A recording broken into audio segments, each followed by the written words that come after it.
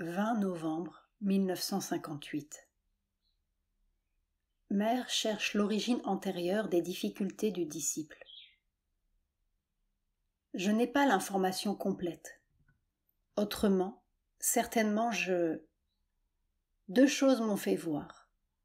Je l'ai vu l'autre jour.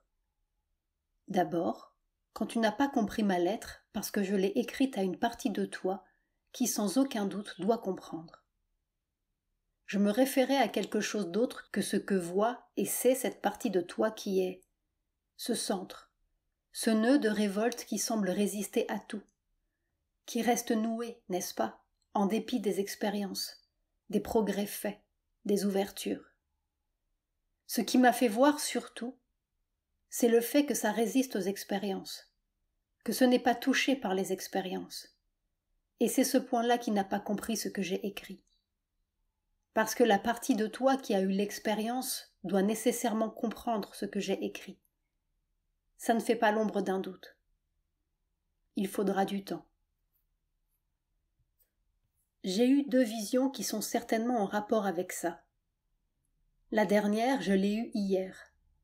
Ça concerne une vie antérieure dans l'Inde. C'est quelque chose qui s'est passé dans l'Inde il y a à peu près 1 millier d'années, peut-être un peu plus. Là, je ne suis pas encore sûre. Et ça contient les 2 choses. C'est curieux, les 2 choses à la fois. L'origine du pouvoir de réalisation dans cette vie et l'obstacle qu'il faut vaincre. La dernière vision, je l'ai eue hier soir. Tu étais beaucoup plus grand que tu n'es maintenant. Tu avais la robe orange et tu étais adossé contre une porte de bronze.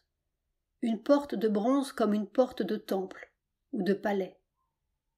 Mais c'était en même temps symbolique. C'était un fait, ça s'était passé comme cela, et en même temps c'était symbolique. Et malheureusement, ça n'a pas duré parce que j'ai été dérangée. Mais ça contenait la clé.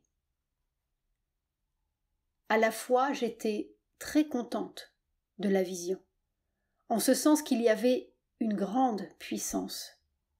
Mais c'était un peu terrible. Mais c'était magnifique. Quand j'ai vu ça, C'était une vision qu'on me donnait parce que je m'étais concentrée dans la volonté de trouver la solution. Mais une solution vraie, une solution durable et définitive. C'est-à-dire, n'est-ce pas, que j'ai eu cette gratitude spontanée qui va à la grâce quand elle apporte une aide efficace. Seulement la suite, j'ai été dérangée. Quelqu'un est venu m'appeler et ça a coupé. Mais ça reviendra. Mais je sais maintenant. Je ne savais pas. L'autre matin j'ai vu, et cela m'a été dit d'une façon très claire, que c'était un karma à épuiser. Alors je te l'ai dit, mais à ce moment-là je ne savais pas quoi. Et j'ai vu qu'avec le pouvoir nouveau, le pouvoir supramental, ça c'est une chose tout à fait nouvelle, il était entendu que rien n'avait le pouvoir de supprimer les conséquences d'un karma, que c'était seulement en l'épuisant par une série d'actions que ces conséquences pouvaient être transformées, épuisées, supprimées. Mais je sais qu'avec le pouvoir supramental, ça peut se faire sans suivre tous les degrés du processus. En tout cas, un point est établi. C'est quelque chose qui s'est passé dans l'Inde, et que l'origine du karma et le remède du karma sont ensemble. Et ça concerne cette initiation que tu as reçue à Rameshwaram, un temple du sud de l'Inde où nous sommes devenus sannyasines. Alors la difficulté et la victoire sont ensemble. Ça, c'est très intéressant. Mais qu'est-ce que j'avais donc fait dans une vie ? Qu'est-ce que j'ai donc fait ? Quelle est la chose que j'ai faite ? Oui, c'est ça. Je crois que je sais. Mais je ne veux rien dire sans être sûre. Silence. C'est bon que ça vienne par étapes.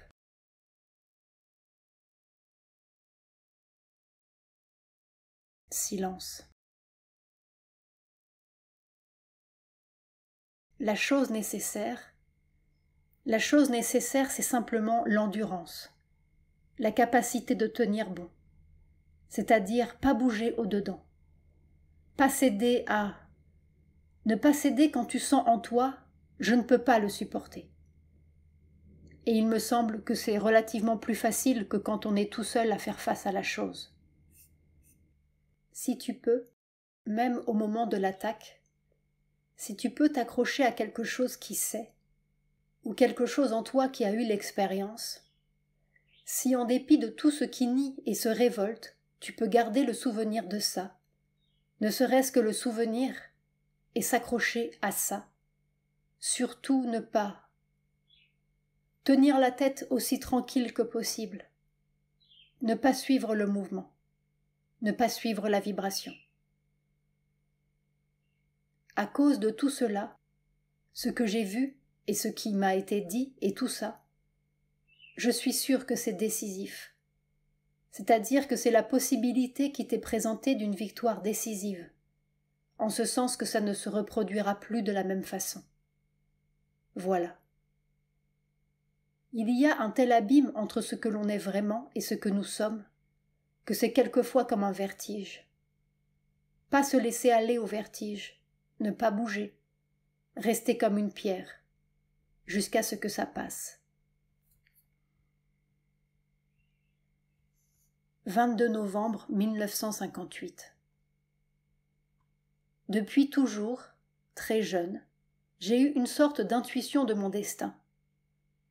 J'avais l'impression qu'il fallait épuiser quelque chose, m'épuiser. Je ne sais pas, comme descendre jusqu'au fond d'une nuit pour trouver. Je croyais que c'était les camps. Peut-être n'était-ce pas encore assez profond. Tu vois un sens à tout cela ? Ça peut à peine se dire. Ce sont des impressions successives. Je sais que quand tu as pensé à partir avec le Swami, le gourou tantrique que le disciple était allé rejoindre à Ceylan et avec lequel il est parti dans l'Himalaya. J'ai vu que c'était la porte qui s'ouvrait, que c'était la vérité, que c'était là. Tout de suite, j'ai eu l'impression que ça mettait en contact direct avec cette sorte de fatalité qu'ici on appelle karma et qui est la conséquence. Oui, quelque chose qui est à épuiser, qui reste sur la conscience. Les choses se passent comme cela. C'est l'être psychique qui passe d'une vie à l'autre. Mais il y a des cas où le psychique s'est incarné avec l'intention de work out, élaborer, de faire une certaine expérience, d'apprendre une certaine chose, de développer une certaine chose à travers une certaine expérience. Et alors, dans cette vie-là, dans la vie où cette expérience devait être faite, il peut arriver, les raisons peuvent être multiples, que l'âme ne soit pas juste tombée à l'endroit où il fallait, où il peut y avoir un déplacement quelconque, un ensemble de circonstances contraires. Quelquefois ça arrive. Et alors l'incarnation avorte tout à fait, et l'âme s'en va. Mais dans d'autres cas, simplement l'âme est mise dans l'impossibilité de faire exactement ce qu'elle veut, et elle se trouve entraînée dans des circonstances fâcheuses.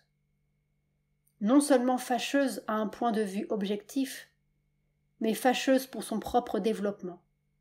Et alors ça lui crée une nécessité de recommencer l'expérience dans des conditions beaucoup plus difficiles. Et si, ça arrive, n'est-ce pas, si à la seconde tentative il y a aussi un avortement, si les conditions rendent encore plus difficile ce qu'elle veut faire, par exemple, si on se trouve dans un corps avec une volonté pas suffisante, ou une déformation dans la pensée, ou un égoïsme trop coriace, et que ça se termine par un suicide, ça, c'est effroyable. J'ai vu cela bien des fois. Ça crée un karma effroyable, qui peut se répéter pendant des vies et des vies, avant que l'âme puisse vaincre et arriver à faire ce qu'elle veut faire. Et chaque fois, les conditions deviennent plus difficiles. Chaque fois, cela demande justement un effort encore plus considérable. Et les gens qui savent cela disent « On ne peut pas en sortir ». N'est-ce pas, cette espèce de désir d'échapper qui vous fait faire encore une bêtise plus grande? Ce qui fait que cela accumule encore de la difficulté. Mère a précisé, le pouvoir subconscient du passé crée une sorte de désir irrésistible d'échapper à la difficulté, et on recommence la même bêtise, ou une bêtise plus grande encore. Il y a des moments et des circonstances où il n'y a personne là pour vous aider, et alors ça fait des choses si affreuses, ça fait des circonstances si abominables. Mais l'âme, si elle a eu seulement un appel, un contact avec la grâce, cela fait que dans la vie suivante, une fois, on se trouve dans les conditions où tout peut être balayé d'un coup. Et en ce moment-ci, sur la terre, j'ai rencontré, tu ne peux pas t'imaginer le nombre de gens, c'est-à-dire le nombre d'âmes qui avaient tendu vers cette possibilité d'une façon si intense, et ils se sont tous trouvés sur mon chemin. Et là, quelquefois il faut un grand courage, quelquefois il faut une grande endurance, quelquefois il suffit d'un amour véritable, quelquefois, oh, s'il y a la foi, une petite chose suffit, et tout peut être balayé. Je l'ai fait souvent. Il y a des fois où j'ai échoué. Mais le plus souvent j'ai pu l'enlever. Mais alors, ce qu'il faut, c'est ça. Un grand courage stoïque, ou une capacité d'endurer et de durer. La résistance, surtout dans les cas de suicide antérieur. La résistance à la tentation de recommencer cette ineptie. Ça fait une formation terrible. Ou cette habitude qui se traduit par une fuite quand la souffrance vient. Fuir au lieu d'absorber la difficulté, de tenir le coup. Mais juste ça, la foi en la grâce ou la perception de la grâce, ou l'intensité de l'appel, ou alors naturellement la réponse. La réponse, la chose qui s'ouvre, qui se brise, la réponse à cet amour merveilleux de la grâce. C'est difficile sans une forte volonté et surtout la capacité de résister à la tentation qui a été la tentation funeste à travers toutes les vies, parce que son pouvoir s'accumule. Chaque défaite lui redonne de la force. Une toute petite victoire peut la dissoudre. Oh, le plus terrible de tout, c'est quand on n'a pas la force, le courage, quelque chose d'indomptable. Combien de fois ils viennent dire « Je veux mourir, je veux m'enfuir, je veux mourir ». Je dis « Mais mourrez donc à vous-même. On ne vous demande pas de laisser survivre votre ego. Mourrez à vous-même puisque vous voulez mourir. Ayez ce courage-là, le vrai courage, de mourir à votre égoïsme. Mais parce que c'est un karma, il faut faire quelque chose soi-même. Le karma, c'est la construction de l'ego. Il faut que l'ego fasse quelque chose. On ne peut pas tout faire pour lui. C'est ça la chose.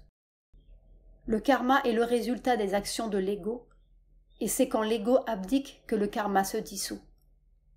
On peut l'aider, on peut le secourir, on peut lui donner la force, on peut lui passer le courage, mais il faut qu'il l'utilise.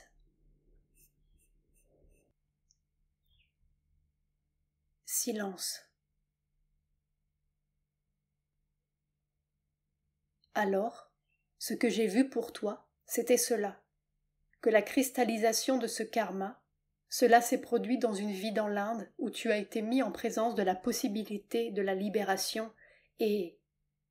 Les détails, je ne les connais pas. Les faits matériels, je ne les connais pas du tout. Jusqu'à présent, je ne sais rien, je n'ai eu qu'une vision. Je t'ai vu là, comme je t'ai dit, plus grand que maintenant, dans un corps indien, mais un corps indien du Nord parce qu'il n'était pas foncé. Il était clair, mais avec une dureté dans l'être. la dureté d'une sorte de désespoir mélangé à une révolte, une incompréhension, et à un ego qui résiste. Voilà tout ce que je sais. L'image, c'était toi, acculé à une porte de bronze. Acculé. Je ne voyais pas ce qui était la cause de cela. Et comme je te l'ai dit, quelque chose est venu et je n'ai pas pu suivre. L'autre indication, c'était ce que je t'ai dit l'autre jour, quand tu as pensé à partir rejoindre le Swami. Tout de suite j'ai vu comme un jet de lumière. Ah, la route qui s'ouvre. Alors j'ai dit, c'est bon. Et pendant que tu étais parti pour Ceylan, je te suivais de jour en jour. Tu appelais beaucoup plus que la seconde fois, quand tu étais dans l'Himalaya. Et avec les difficultés physiques que tu subissais, j'étais très près, très proche de toi. Je sentais tout le temps ce qui se passait. Et puis j'ai vu une grande lumière, comme une gloire, quand tu étais à Rameshwaram. Une grande lumière. Et cette lumière était sur toi très fort, imposante quand tu es revenu ici. Mais en même temps, j'ai eu le sentiment qu'elle avait besoin d'être protégée, entourée, protégée, qu'elle n'était pas encore établie, prête à résister à toutes les choses qui décomposent une expérience. J'aurais voulu te mettre séparée, comme sous une cloche de cristal, et puis j'ai vu que ça aurait des inconvénients avec les avantages. Et j'ai aimé la façon dont tu voulais lutter contre un accueil incompréhensif à cause de ta robe, ton crâne rasé. Naturellement, c'était un chemin beaucoup plus court que l'autre, mais il était plus difficile. Et alors, j'avais de plus en plus l'impression que si ce que je voyais, comme je le voyais, pouvait se réaliser. Je voyais deux choses, un voyage, pas du tout un pèlerinage comme ils l'entendent, un voyage vers une solitude dans des conditions difficiles, et un séjour de solitude très abrupte, en face de la montagne, dans des conditions physiques difficiles. Le contact de cette majesté de la nature a une grande influence à un moment donné sur l'ego. Ça a le pouvoir de le dissoudre. Mais toutes ces histoires, n'est-ce pas, toutes ces organisations de pèlerinage et tout ça, il y a tout le côté, tout petit, de la vie humaine, qui gâte tout. Oui, c'était odieux, ce voyage, qui gâte tout. L'autre chose, c'était l'initiation tantrique. Mais je voulais une initiation dans des conditions au moins aussi favorables que celles de Rameshwaram, c'est-à-dire par quelqu'un de très capable et à l'abri autant que possible de tout le côté formaliste et extérieur. Une vraie initiation. Quelqu'un qui serait capable de tirer le pouvoir et de te mettre dans des conditions suffisamment rigoureuses pour que tu sois capable de tenir ce pouvoir, de le recevoir et de le tenir. Dès que tu as été parti et que je vous ai suivi, j'ai vu que ce n'était rien de tout cela qui allait se passer. Quelque chose de très superficiel qui ne servirait pas à grand-chose. Mais quand j'ai reçu tes lettres et que j'ai vu que tu étais en difficulté, j'ai fait quelque chose. Il y a des endroits qui sont favorables aux expériences occultes. Bénarès est l'un de ces endroits. L'atmosphère y est très pleine de vibrations de force occulte, et si on a la moindre capacité, elle se développe spontanément là.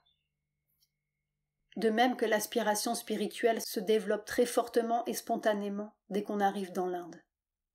Ce sont des grâces. Des grâces parce que c'est la destinée du pays et que ça a été son histoire, et qu'il a toujours été tourné beaucoup plus vers le haut et le dedans que vers le dehors. Maintenant, il est en train de perdre tout cela et de se rouler dans la boue. Mais enfin, c'était comme cela, et c'est encore comme cela. Et justement, j'ai vu avec une grande satisfaction, quand tu es revenu de Rameshwaram avec ta robe, qu'il y avait encore une grande dignité et une grande sincérité dans cet effort des sannyasines vers la vie supérieure et ce don de soi d'un certain nombre de gens pour réaliser cette vie supérieure.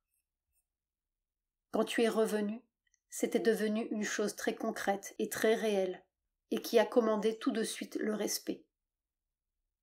Avant, je n'avais vu qu'une copie, une imitation, une hypocrisie, une prétention, rien qui soit vraiment vécu. Là, j'ai vu que c'était vrai, que c'était vécu, que c'était réel, et que c'était encore un grand patrimoine de l'Inde. Mais je ne crois pas que ce soit très répandu maintenant.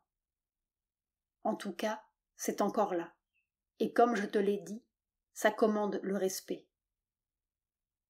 Et alors, comme je t'ai senti en difficulté, et que les choses extérieures étaient en train non seulement de voiler, mais de gâter les choses intérieures, ce jour-là, le jour où je t'ai écrit un petit mot, je ne me souviens plus quand c'est, mais je t'ai écrit seulement un mot, 2 mots, que j'ai mis dans une enveloppe et que je t'ai envoyé. Mais avec ces 2 mots, j'ai fait une grande concentration. Je t'ai envoyé quelque chose. Je n'ai pas repéré les dates. Je ne sais pas, mais il est probable que ça s'est passé comme je voulais quand tu étais à Bénarès et que tu as eu cette expérience. Mais quand tu es revenu ici pour la 2e fois, retour d'Himalaya, tu n'avais pas la même flamme que quand tu es revenu la première fois. Et j'ai compris que cette espèce de karma difficile tenait encore, qu'il n'avait pas été dissous. J'avais espéré que le contact de la montagne, mais dans une vraie solitude, je ne veux pas dire qu'il fallait que ton corps soit tout seul, mais il ne fallait pas qu'il y ait toutes sortes de choses extérieures et superficielles. Enfin, ça ne s'est pas produit. C'était que le temps n'était pas venu. Mais quand les difficultés sont revenues ici, alors, à cause de leur obstination, de leur apparence de fatalité inéluctable, j'en ai tiré la conclusion que c'était un karma. Là, je l'ai su de façon certaine seulement maintenant. Mais toujours, j'avais la prescience de la vraie chose. C'est que c'est seulement un acte de don de soi, très courageux, qui peut effacer la chose. Non pas courageux ou difficile au point de vue matériel, ce n'est pas cela. Il y a en toi une certaine zone du vital, un vital mentalisé encore très matériel, et qui subit beaucoup l'influence des circonstances, qui croit beaucoup à l'efficacité des mesures extérieures. C'est cela qui résiste. Mais c'est tout ce que je sais. Généralement, quand l'heure est venue pour un karma d'être conquis et absorbé dans la grâce, l'image, ou la connaissance, ou l'expérience des faits exacts qui sont la cause du karma me vient. Et à ce moment-là, alors je peux faire le geste qui nettoie. Pour le moment, ce n'est pas encore là. Seulement, et c'est cela que je t'ai écrit l'autre jour et que tu n'as pas compris, c'est justement sur le point le plus pénible, là où on a les suggestions les plus fortes. C'est là qu'il faut tenir le coup. Autrement, c'est toujours à recommencer. Toujours à recommencer. Il y a un jour, un moment, où il faut que ce soit fait. Et alors vraiment, maintenant, il y a sur la terre une occasion qui ne se présente que dans des millénaires. Une aide consciente, avec le pouvoir nécessaire. Voilà. C'est à peu près tout ce que je sais. Enfin, j'éprouve le besoin de faire quelque chose. Faire quelque chose. Faire quelque chose, oui, c'est cela. C'est ça qui prend. Je suis en train de pourrir sur place. Hein ? Je suis en train... J'ai l'impression de pourrir sur place. Pourrir ? Se décomposer, tout se décompose. C'est bien cela. Silence. C'est ça qui est le nœud du karma. C'est cette sensation, cette perception, le nœud du karma. Ma perception, c'est que j'ai quelque chose à faire. Je ne sais pas quoi, et qu'après... Mais tu le prends comme quelque chose à faire physiquement ? Oui, je ne sais pas, cette histoire de Congo belge, par exemple, ça me semblait. Le disciple avait l'intention de partir dans la forêt, au Congo, et d'y faire les choses les plus improbables. Ça, c'est un enfantillage, excuse-moi.